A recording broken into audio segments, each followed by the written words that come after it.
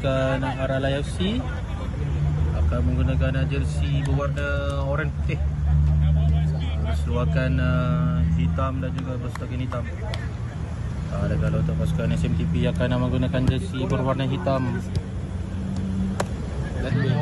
Aralai FC memulakan perlawanan terlebih dahulu.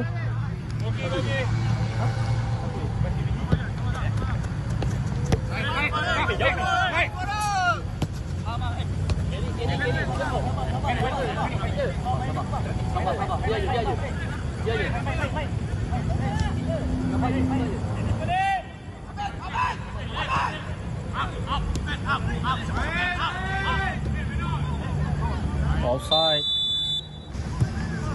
Try. Kita pace. Lalu kanan itu dia. Gol pertama untuk pasukan Aralai FC. Ini SMTP datang. Dua acahan, rekan. Try.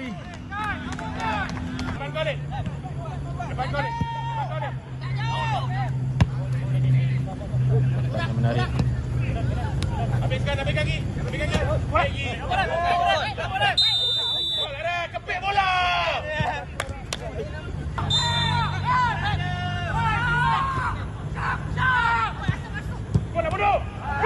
Dan itu dia. Gol penyamaan untuk pasukan SMTP.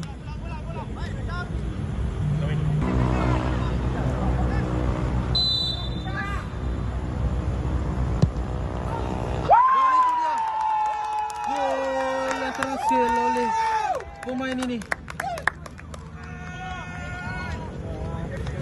Jadi taman aksi Aralai FC 2, SMTP FC 1. Jadi terima kasih kepada penonton yang hadir ke dalam siaran langsung yang disediakan oleh Official Live Streaming. Jadi kita jumpa di lain hari, di lain tempat. Ada rezeki kita berjumpa sekali lagi. Jadi saya sudahi dengan wabillahi taufiq wal hidayah. Wassalamualaikum warahmatullahi wabarakatuh. Selamat malam. Bye bye.